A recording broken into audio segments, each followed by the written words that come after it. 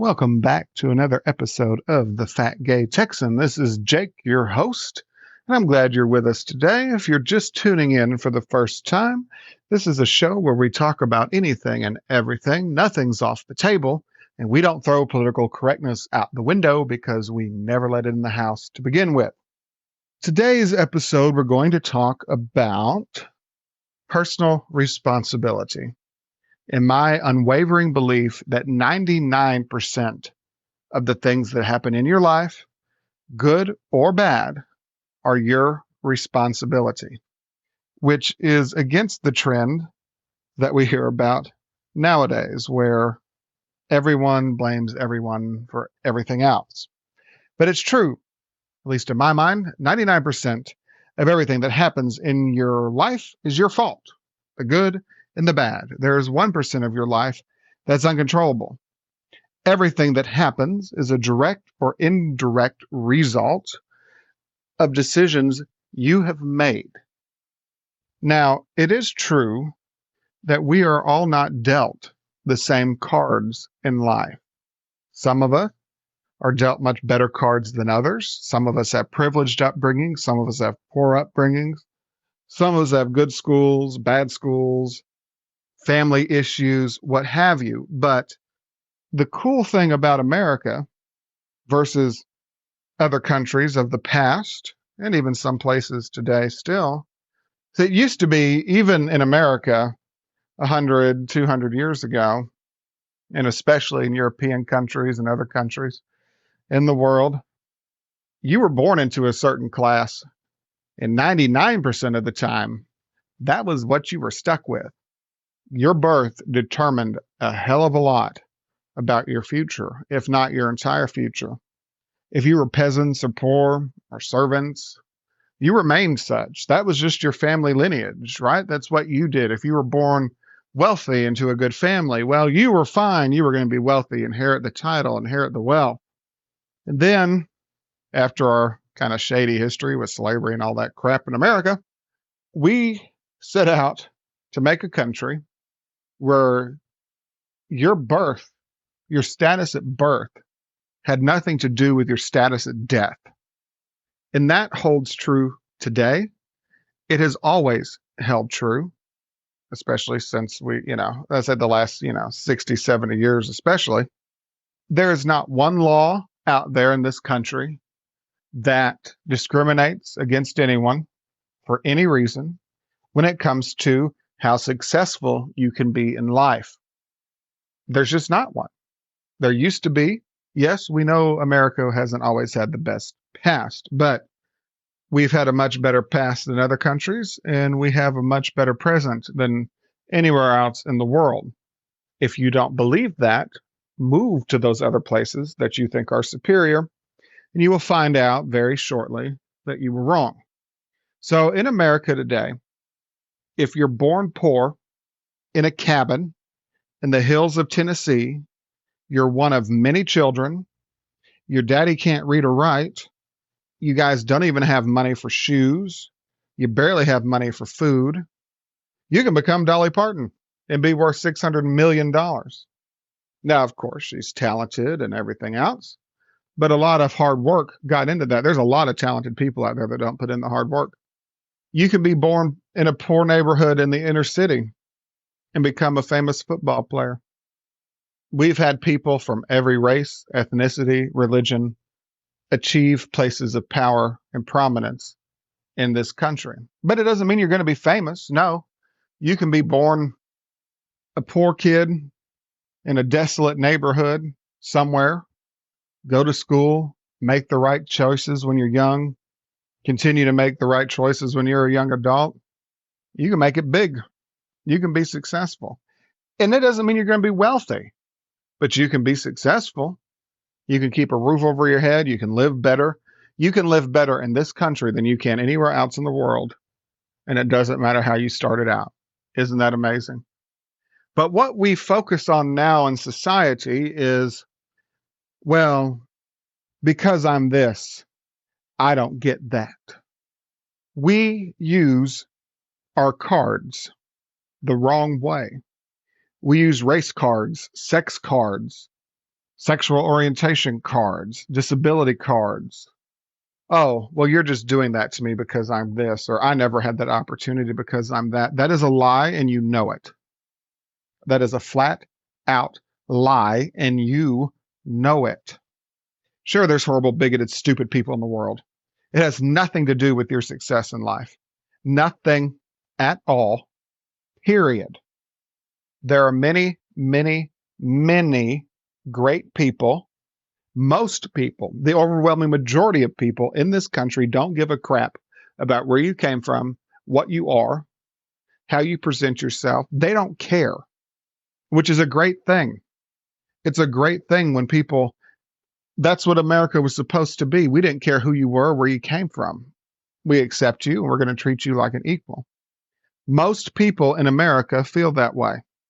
Don't believe otherwise because it's completely untrue. Your success in life is 99% up to you.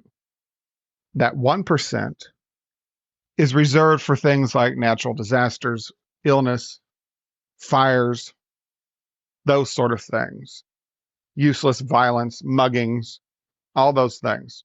There's 1% of your life that's uncontrollable, but the 99% of it is controllable to an extent, either directly or indirectly. Things you do today will affect you tomorrow. So don't ever feel like because of how you were born or whatever, and don't ever let anyone tell you that. Don't believe in this, what does they call it now? Systemic racism. Oh, well, because your parents are nonsense. Absolute nonsense. Even if it is true, why aren't you the one breaking the chain? Why aren't you the one that stops that? If you believe that, why are you not the one stopping it? Unless you're lazy. You could be lazy. I could have been lazy. We're all lazy at some point. But you're never going to get anywhere if you believe that the world is out to get you.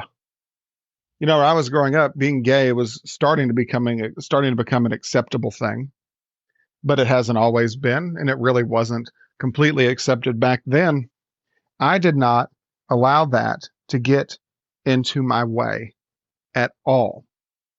In order to break that mold, if you're going to be the one to do it, you got to surround yourself with the right people. What you think about, you bring about. Who you hang with, you become. I remember I was watching a wife swap episode years ago, and it's one of the more famous ones.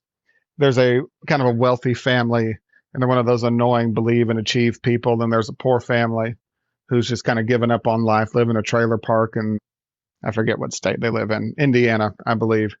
And a lot of the plants closed down up there. And I remember watching it the first time when I was younger, thinking like, oh my God, those people.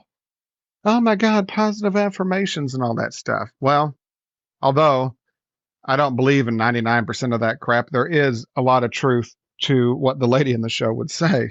What you think about, you bring about. Doesn't mean just because you think it or dream it, it's going to happen. But if you have a bunch of negative thoughts, a bunch of self-defeating thoughts, you're never going to get anywhere in life because you've convinced yourself otherwise. If you have dreams and plans and ways you want to achieve those and you think positively, that's true. Also in the episode, the annoying family told the poor family, if you just hang around poor folks, you're always in that mindset because everyone you hang around is a defeatist. Well, they closed the plants. We can't do anything out. Have you looked for work? Well, there ain't no sense looking for work. Hell, 100 other people are looking for work. So why in the hell am I going to go? Because the odds are, ain't going to hire me. Ain't going to hire Bubba. Well, if you don't go, you certainly ain't going to get hired. So you hang around people that are in the dumps, yada, yada, yada. It influences you. So what you think about, you bring about, and who you hang around, you become. Success only comes from hard work, determination, and motivation, not from money or pedigree. You can be born with a silver spoon in your mouth, lose it all, be an idiot, because you never did anything with it. Just because your parents are successful. And see, I just thought of that. Side note, isn't that odd? We talk about nowadays there's a systemic, I can't say that word, a systemic problem. Well, my family's always been poor. I guess I'm going to be poor too. That's just how the world is. Well, why is it not the same true for rich families? How can you have a mother and a father that have amassed massive amounts of wealth and their kids end up living in some shit ass apartment somewhere because they're broke as dirt. They don't have any of the same connections their parents had. You know why? Drive. They didn't have drive. They didn't have that motivation. It works both ways. If you're born into a wealthy family, you can become poor as dirt and desolate. If you're born into a poor family, you can become successful and even wealthy if you have the right skills and talent. But once again, your birth, your situation that you grow up in has nothing to do. Your race, your sex, your sexual orientation, none of that has nothing to do or prevent you from becoming just as successful as someone completely opposite of you. That's why America is great. The future is defined by what you do now, not from where you came from. Your past is not a life sentence. It's just a starting off point. That's it. We need to listen to those around us that are smarter, and we need to take responsibility for our actions. If we don't take responsibility for our actions, we'll never grow, we'll never mature, we'll never not do that again. It's your fault, the good and the bad, and that's okay. Because regardless of if it failed or it was a big success, you did that. You tried, and you learned from your failures. Your focus needs to remain on being proactive, making great decisions, change, growth, and personal development. Take responsibility. All right, now for the part of the show where I bitch and complain about everything. This is the part of the show where I talk about something that pisses me the hell off, and it's usually something very trivial. And the other day I was driving down the street. Hold on, got to get a drink of water. I was driving down the street and I saw this adult with a backpack on. One of those stupid backpacks, that's basically just a nylon sack with two, looks like long shoestrings that goes around the shoulders. Adults that are not in school that wear backpacks piss me off. It is the most annoying, stupid looking thing in the entire world. And don't even get me started on women who wear mini backpacks instead of purses. I think you look stupid.